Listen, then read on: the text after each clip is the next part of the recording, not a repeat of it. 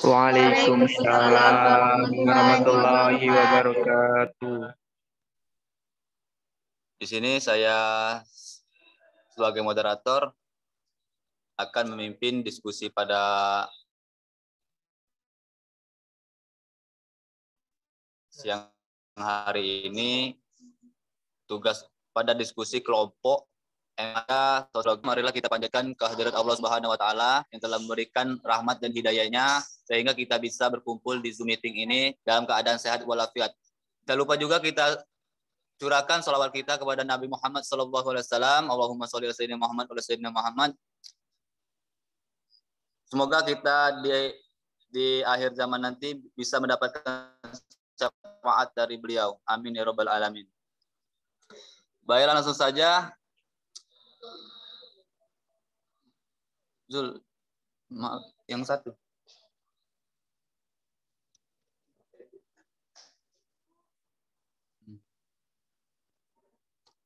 Kita akan mendiskusikan tentang kelompok sosial atau yang bisa disebut social group. Kelompok sosial sejak lahir hingga sekarang dengan tidak sadar bahwa Anda telah dan sedang menjadi anggota kelompok sosial. Dapatkah Anda menelusuri dalam kelompok apa saja Anda pernah tahu, bahkan sekarang masih menjadi anggota?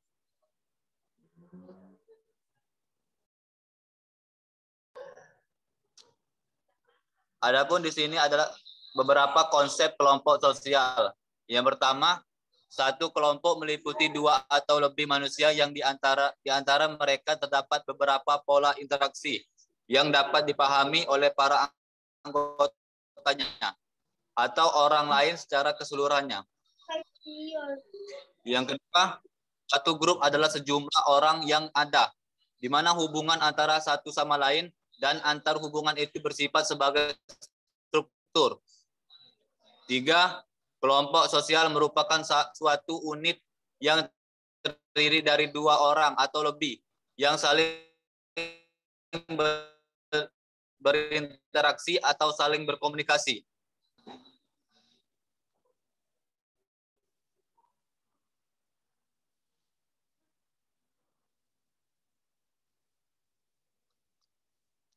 Selanjutnya adalah ciri-ciri dasar dari suatu kelompok sosial.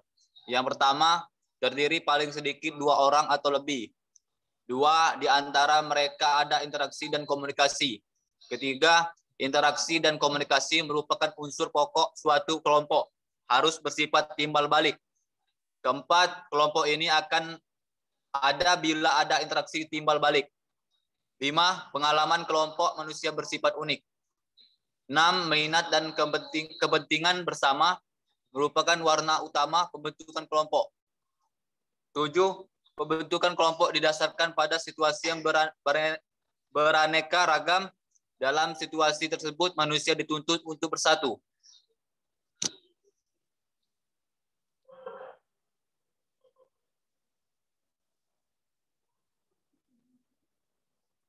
Adapun di sini klasifikasi kelompok sosial menurut Bierstedt.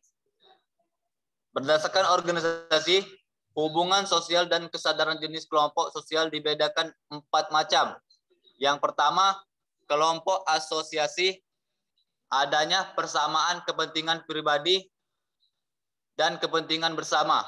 Adanya hubungan sosial.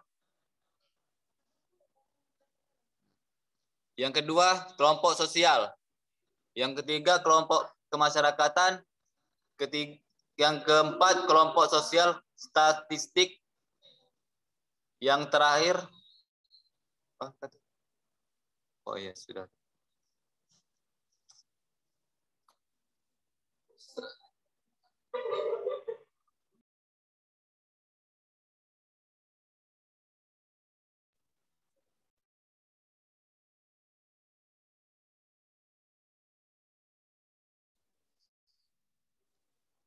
Baiklah, di sini Jika ada dari rekan-rekan atau teman-teman yang ingin menambahkan pendapatnya mengenai materi yang kita bahas tadi, saya selaku moderator mempersilakan jika ada yang ingin menambahkan pemaparan materi yang saya paparkan tadi.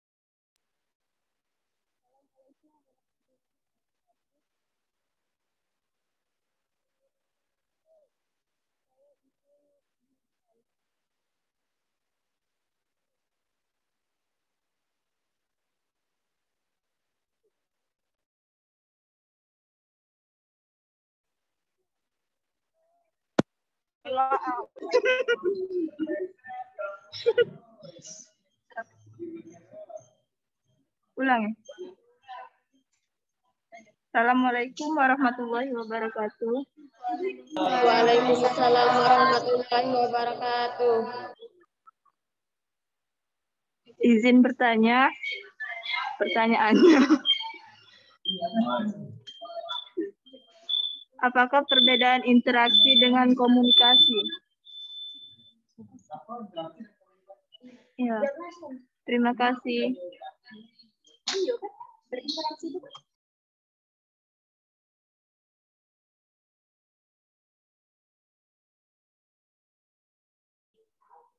Assalamualaikum warahmatullahi wabarakatuh. Perkenalkan, nama saya Fahri. Saya yang bertanya, bagaimana, kan ini temanya tadi interaksi antar kelompok. Di sini bagaimana jika dalam kelompok itu interaksinya kurang?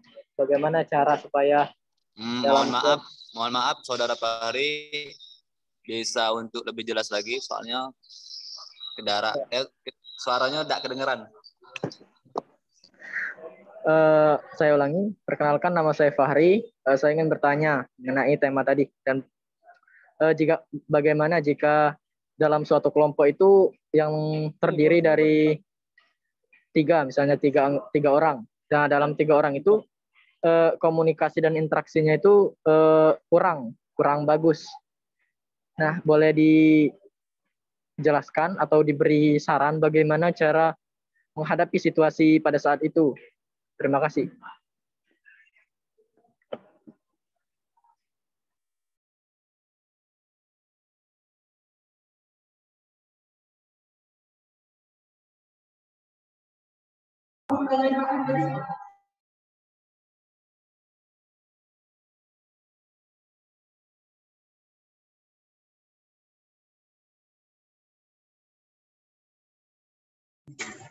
Permisi, mungkin di sini saya akan menjawab pertanyaan dari Fitri Sarah tadi.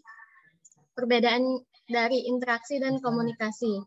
Kalau interaksi adalah percakapan antara 2 orang yang berlangsung berhadapan atau secara langsung. Sedangkan komunikasi adalah percakapan 2 orang atau lebih melalui alat perantara. Mungkin itu saja dari saya. Jika ada yang ingin menambahkan, silakan.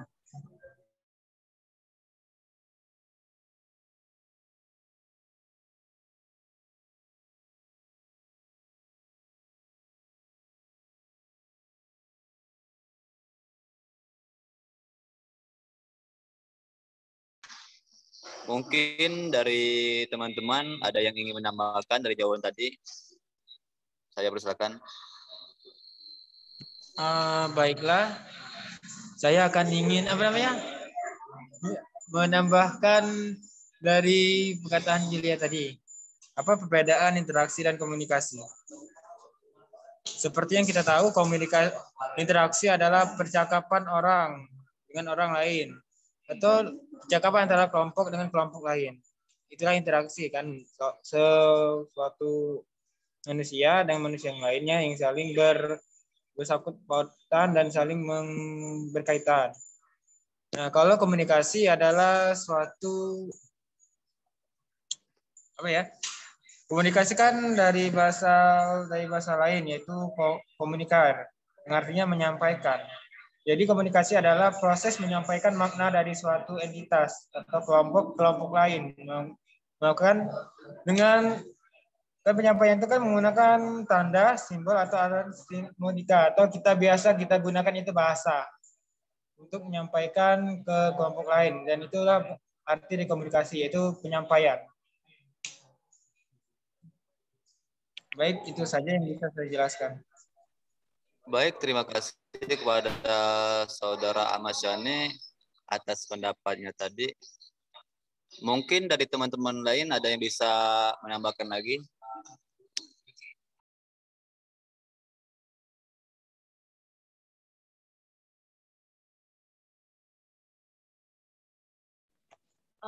Izin menambahkan sedikit. Tadi kan pertanyaannya itu perbedaan antara interaksi dan komunikasi. Oh ya, sebelumnya saya perkenalkan, nama saya Sakila.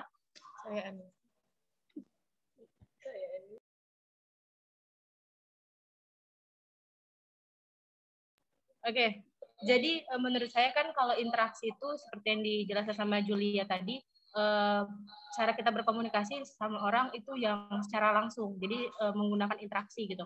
Nah, sedangkan kalau komunikasi itu biasanya tuh sebagai contoh kayak kita menggunakan telepon, media sosial, itu komunikasi, bisa komunikasi seperti itu sih, kayak lebih ke komunikasi jarak jauh. Mungkin itu saja sih pendapat dari saya. Terima kasih. Oke, terima kasih kepada Saudari Sakila telah menambahkan. Mungkin ada lagi yang ingin ditambahkan lagi menurut pendapat masing-masing?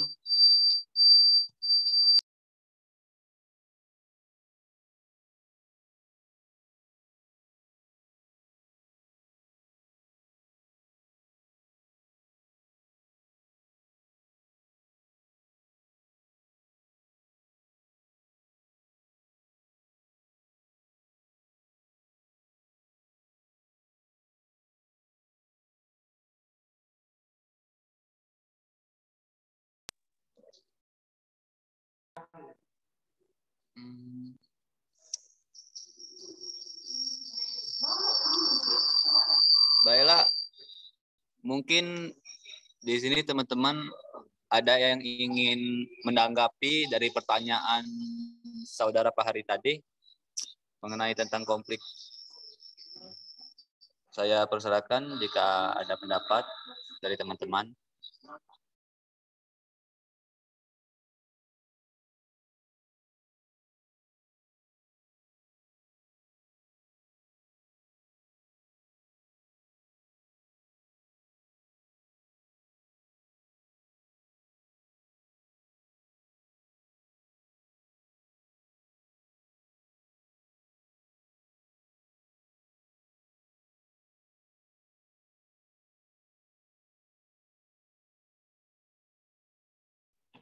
Baiklah, saya akan menanggapi dari jawaban pertanyaan Saudara Fahri.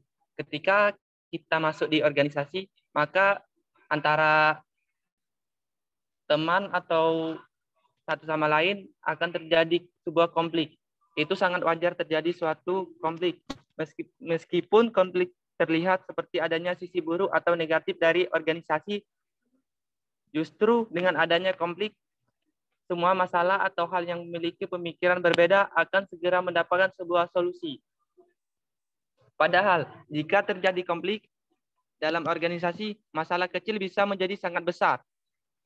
Jika tidak segera diselesaikan, terkadang konflik juga kurang baik untuk organisasi, karena akan meningkatkan menjadi argumen yang menghambatkan produktivitas tim. Sekian, terima kasih. Apakah Saudara Fahri dapat diterima atau teman-teman ingin menanggapi?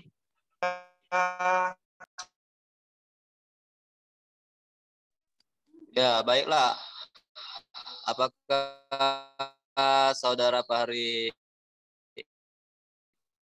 bisa mengerti jawaban dari Dimas tadi?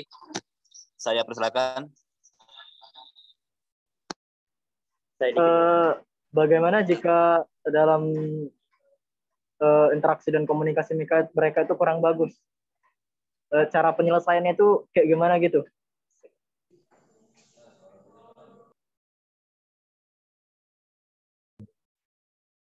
Oh, baik. Mungkin dari Saudara Ahmad Syane ada yang bisa ditambahkan? Baiklah, saya akan menyampaikan sesuatu. Dari pertanyaan Saudara Fahri tadi, bagaimana cara untuk menyelesaikan masalah dari dalam konflik itu?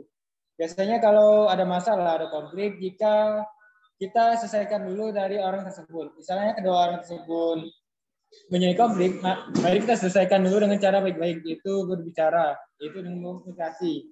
Jika cara tersebut masih gagal dalam menyikapi konflik tersebut, mari kita ke pihak ketiga. Yaitu kita mengambil pihak ketiga untuk menjadi perantara agar konflik yang di dalam kelompok itu bisa terselesaikan. Kan tadi kata Saudara Fahri tadi kan ada 3 orang. Jika di antara mereka ada konflik, jadi yang satu yang tidak ikut konflik menjadi perantara di antara orang 3 tersebut. Atau maksudnya itu penengah lah. Jika ada 2 orang masalah tadi kan penengah. Dan juga seperti yang kata Dimas tadi, konflik adalah suatu hal yang biasa terjadi. Dan jadi akan buruk jika konflik itu tersebut menjadi besar di dalam suatu kelompok. Tapi padahal konflik itulah bisa membuat ikatan di dalam suatu kelompok itu menjadi kuat karena kita saling mengenal dengan konflik-konflik yang terjadi. Dan juga cara menyelesaikan konflik tadi kan cara berunding nih dengan 2 orang, apa masalahnya nih, bicara baik-baik. Jika itu tidak cukup ya kita gunakan cara yang kedua, yaitu dengan bantuan pihak ketiga untuk saling mendamaikan. Baiklah, apakah dapat saya bisa diterima? Bagaimana Saudara Fahri? Apakah bisa dimengerti penjelasan tadi? Terima kasih atas jawaban saudara-saudara. Insya Allah bisa dipahami.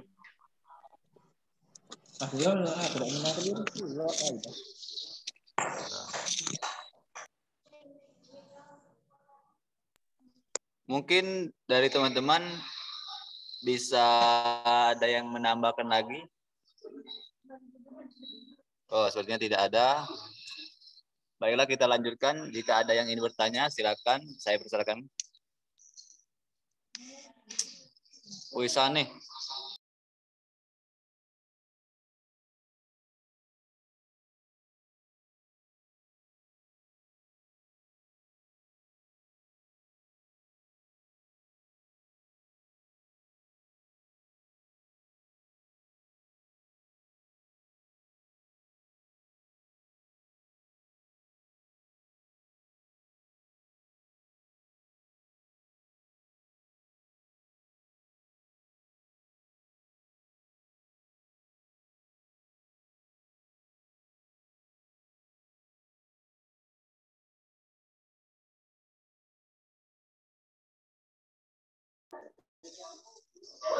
Baiklah.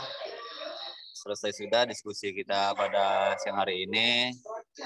Dapat kita simpulkan bahwasannya banyak sekali contoh-contoh konflik yang ada di dalam kelompok sosial ini. Seperti contoh di organisasi-organisasi yang di luar kan, banyak ada saja yang terjadi konflik-konflik yang ada yang penyebabnya itu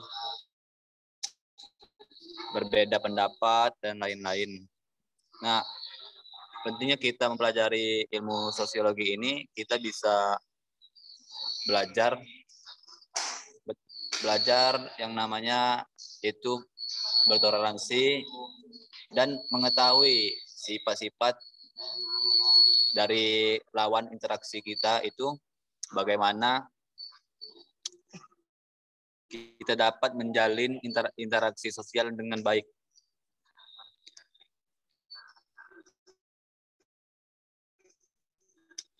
Mungkin itu saja yang bisa saya sampaikan. Lebih kurangnya mengakhiri presentasi pada siang hari ini. Lebih baiknya kita melapaskan lapas hamdalah. Alhamdulillahirabbil alamin. Saya selaku moderator pamit diri. Saya ucapkan wassalamualaikum warahmatullahi wabarakatuh. Waalaikumsalam warahmatullahi wabarakatuh.